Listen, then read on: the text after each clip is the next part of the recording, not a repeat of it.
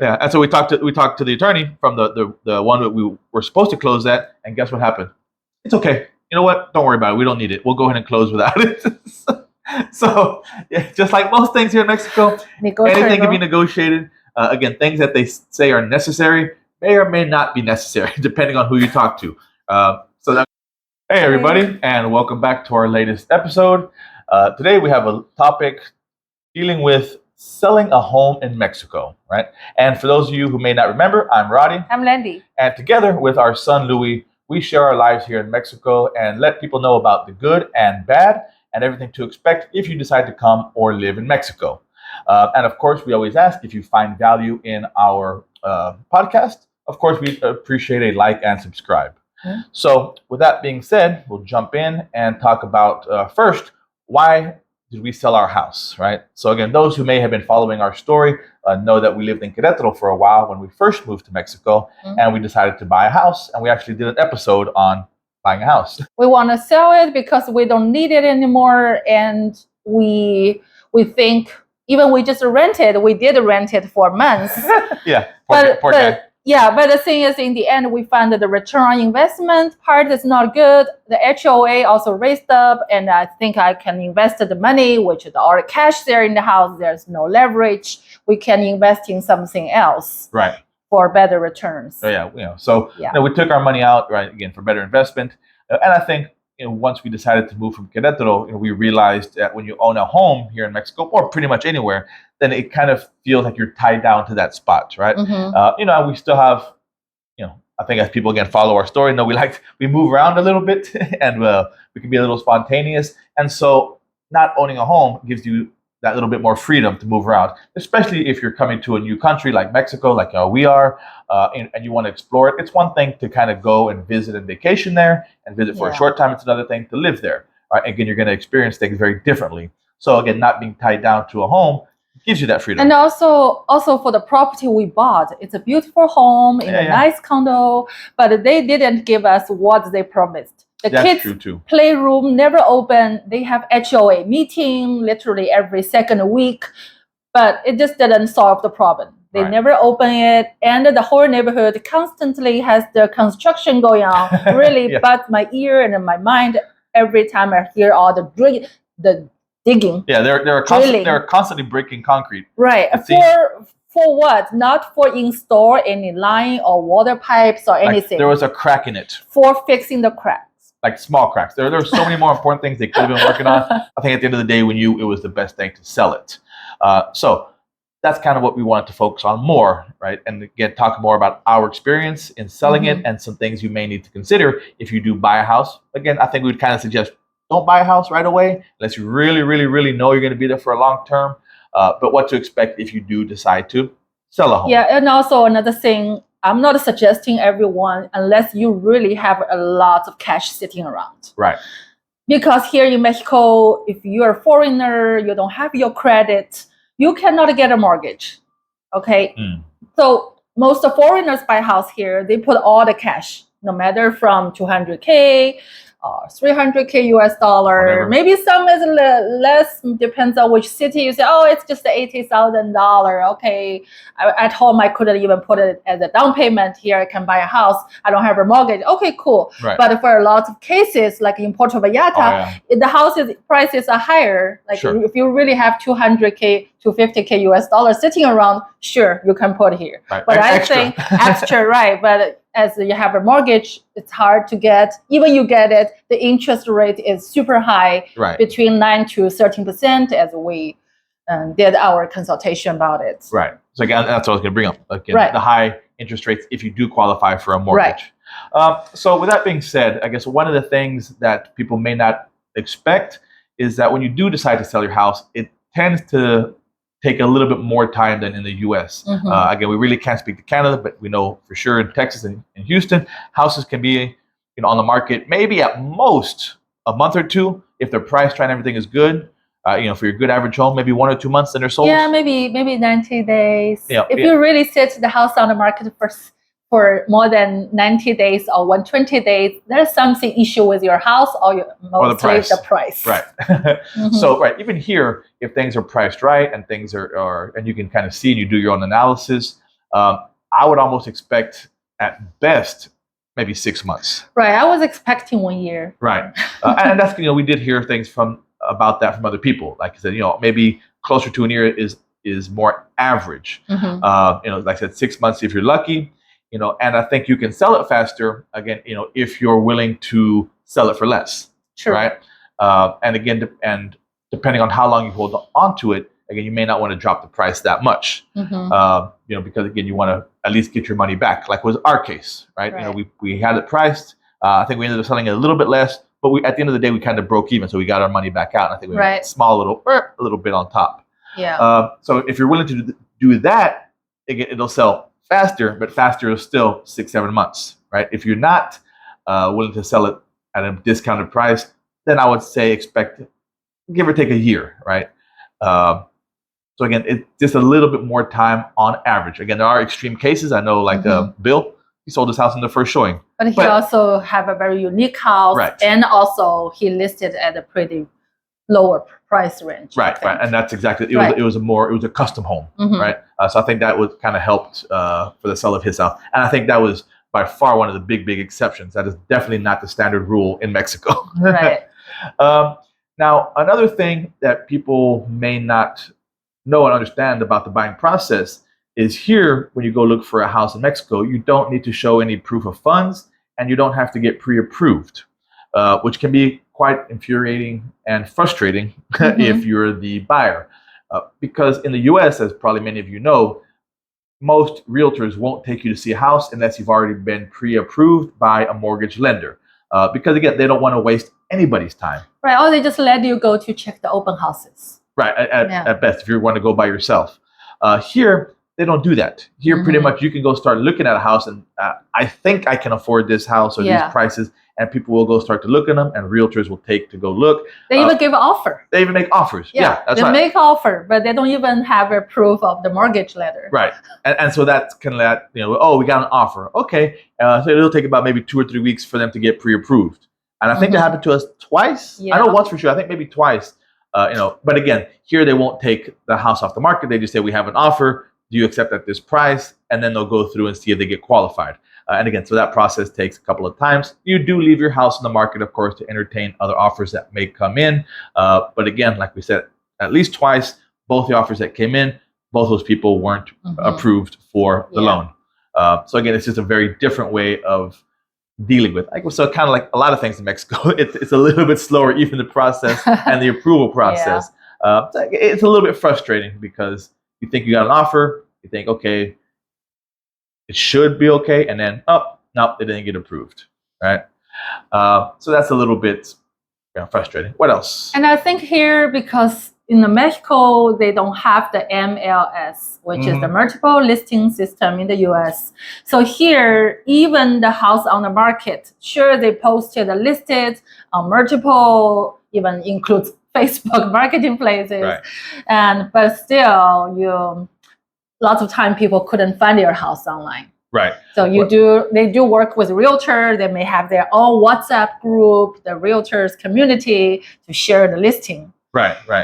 And a few places do have MLS, but very few. I know a thing like Cabo has one. I think maybe one here. Maybe it has one. But again, it's definitely, it's not the norm. I would say the vast majority of Mexico does not have an MLS. Right. So again, it can be hard to find your property. It's not one place they can go to and put your property and everybody sees it. So definitely most places don't have that. You're really going to see how your realtor or the agency, how they market your house. Ask that question. Yeah, what kind of picture they offer, what kind of video they offer. So we had some bad experience. The realtor didn't do a good job. We saw that maybe they hired some professional. Oh, it's okay, we pay. But she took pictures. It was very okay. That's why it's always about the pictures, the image. People got to like it first, then step to your house. It's about the cover. And that's one of the things we've always noticed since the very beginning, even with rentals. I mean, I would say on average, the pictures here are terrible. Oh my God. Like in the US, again, it's just a different way of doing things. I understand this is not the US, but pictures are kind of one of the main things that any good agent will focus on, because you have to give that good presentation. Here, you see the most terrible photos of places, and some of them don't even make sense. Like, it'll be 3 pictures, like one of a bathroom, one of the closet, and one of the side of the house. Like, So, what are they doing? I mean, for those cases, if they don't offer professional pictures, worst case, you pay a professional photographer. Right. Take some good pictures and videos. Or at least, that they have a good phone and they understand how to take pictures of the house, right? Because I think our second agent, or the one that we did sell the house with, they did take their own photos, but again, they had a nicer camera. She did have a good understanding of how to take them, the wide angle and from corners. Yeah. She did a pretty good job. And she even took videos, posted on her Instagram or TikTok. So yeah. So younger people, check it out. Yeah, I think that was a good point. Ask the question how they're going to promote your home, because you'll see differences in how they do it. And again, a lot of that is based on the agency or the experience of the agent themselves. Right. So good point.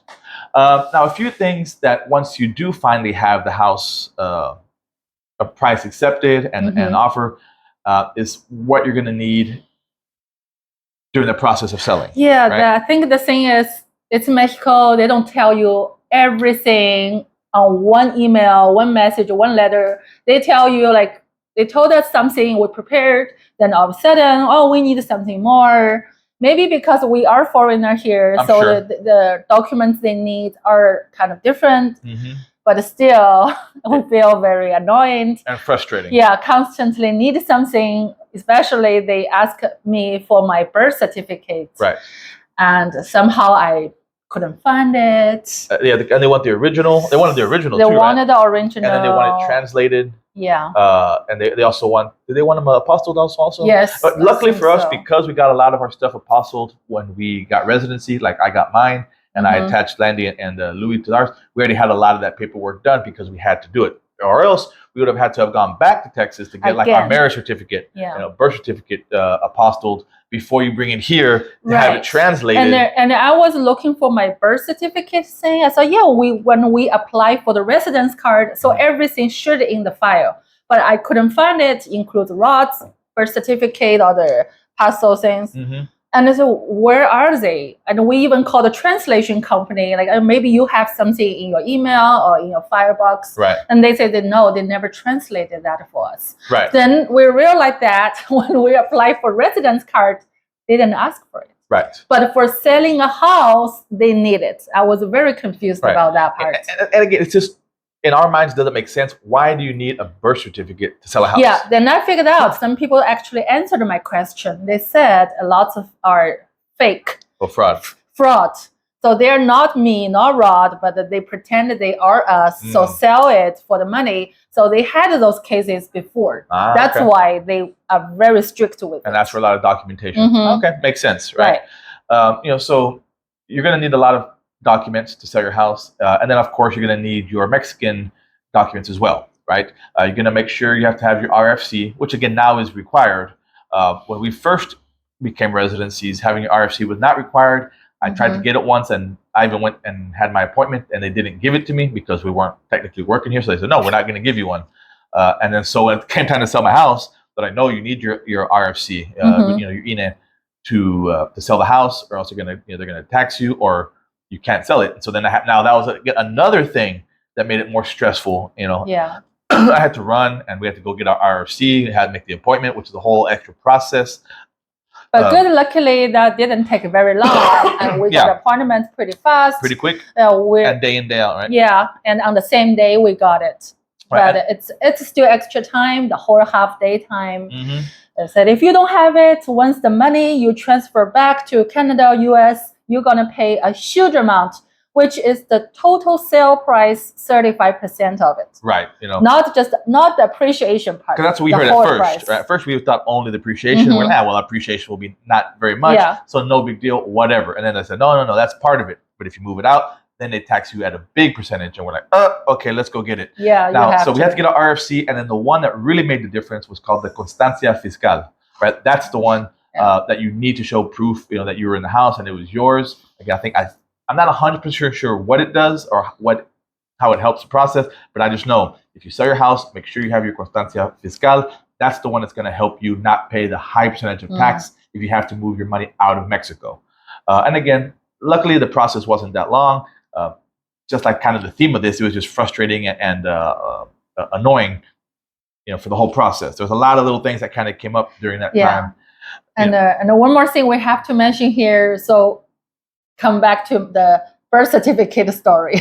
Oh, yeah. So it's getting like it really takes me to go back to China to do all the things. That's what they were asking, right? This is what originally they're asking, but I think it will take forever. I don't have my original paper with me. Was in your sister's house back in Texas. It's just kind of very frustrating. Right. The process. It would be like, oh, that would take another 3 months if we make everything done. And then we said, maybe we just show you later. We try to work on this, but we still can make the process closing easily. And because our buyer need to close at a certain time to save his tax. Right. So everything is kind of in a rush moments, but we don't have that much time. So the attorney, which from the notary. Here they close houses in the notary, which is the attorney, take care of it. And he said, okay, after negotiation with that, he said, you can show us all the documents after closing. Right. But then I think at that time, which again, like we talked about, a lot of times in Mexico, things are negotiable, right? Negotiable. Yeah. And I said, maybe we just change to another title company. Right. And the one we worked with before. When we bought our house, so we still have the attorney's contact. He speaks very good English. And he said, I don't need it. Yeah. So it's different rule. Right. Like same in Queretaro, it's the same city. Yeah. He doesn't need it. It's like, no, so I can close the house without it. You know, what do you have? This. Oh, that's fine. And so then we said, okay, let's move to the other attorney then. What's the difference? Yeah. Let's move it. Yeah. And so we talked to the attorney from the one that we were supposed to close that, and guess what happened?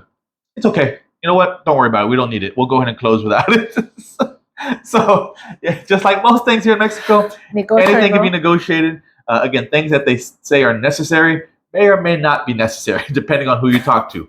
So again, that was kind of an interesting and funny point. Right. You know, one of the lighter moments. I guess. One of the tip for you. Yeah. Always negotiate. Everything. Once you want to take the business away, they may change that quick. I mean, it was within like an hour or two. Okay, no, don't worry about it. We can close here. You don't have to bring it to us. We'll close. So that's save our lots of energy and time. Right. We have to fly here, fly there, or even just mail it. And again, we don't want to mail it because you never know with mail in Mexico. Again, it doesn't. Very slow. Slow and doesn't have the best reputation, or just very expensive. Could have cost a couple $100 to send it. Just international.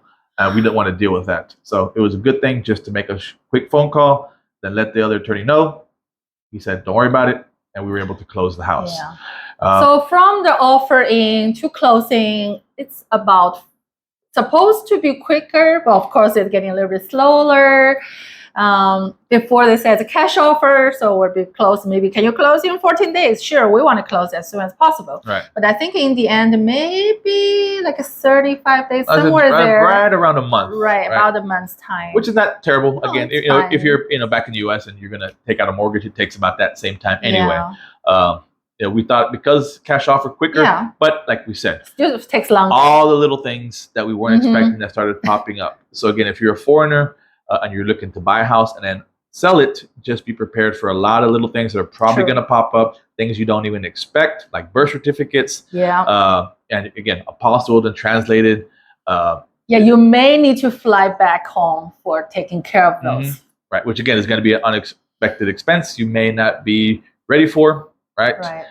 This is going to take time. So again, hopefully, our experience can help anybody out there who may be considering buying a house, because again, it is a major purchase and it's going to take a lot of time.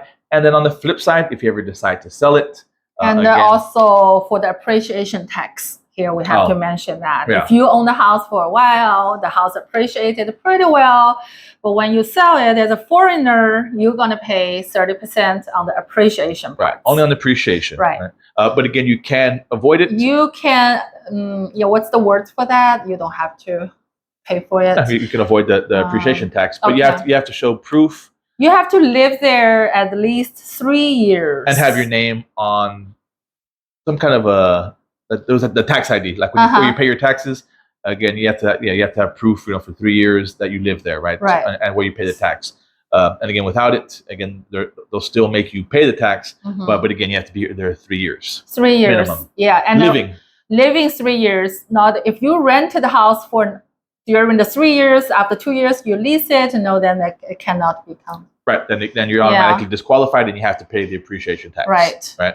Another thing is you also, if you sell it, you really have to have another address in Mexico.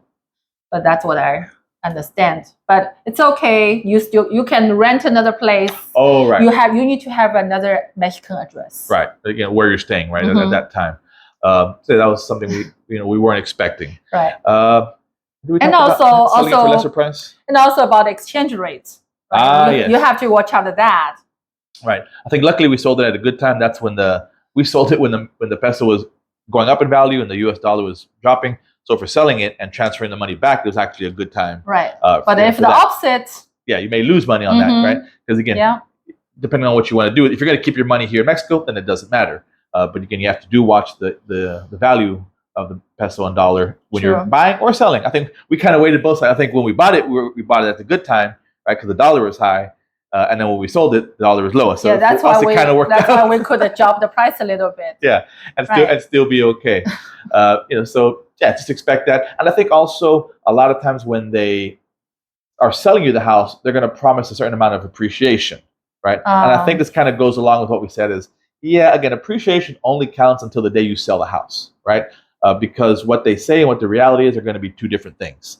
So again, I know we mentioned that shortly at the beginning.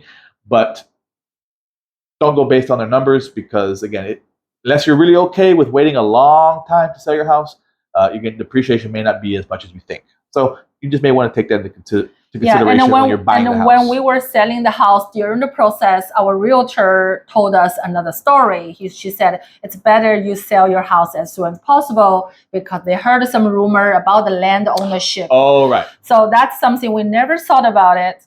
When I sold my house, it's good. There's no new construction going on. So if any empty lots around you, they have new construction, you may consider nobody want to see your house at this moment, unless you make the price lower. Right. Or like the issue, it might be the issue. We never heard of the confirmation about it. Right. Is the land. Right. They have the issue of ownership, which was just a big rumor. Even the realtor said, like, look, this is a rumor.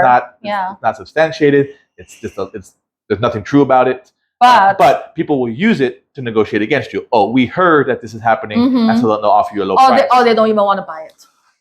Right. Some people don't want to headache them. Right. They don't want to take that chance. Right. So again, that may drop the price. So there's all kinds of things that may happen when you sell the house. I'm glad we got that done. And again, hopefully this helps people. Again, considering if they buy a house and wanting to sell it, or if you already have a house and you're getting ready to sell it, just be prepared for a little bit of things you didn't expect, a little bit of frustration. But have a good realtor, have a good agent, and you can get through it. Yeah.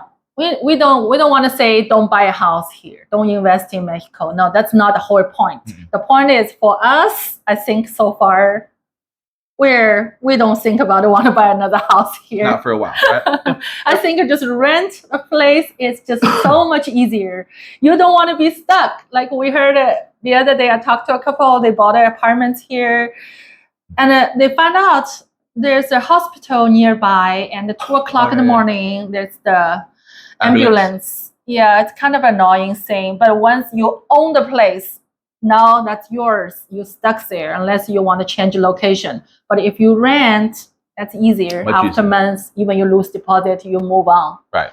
Yeah. So that's some point. Right. So just take our experience and use it for your knowledge, for whatever you may again, if you do decide to buy one or sell your house. Right. So again, let us know if you have any comments. If you sold a house, bought a house, or thinking about it, let us know your experience below. We'd love to reach out and find out about that experience.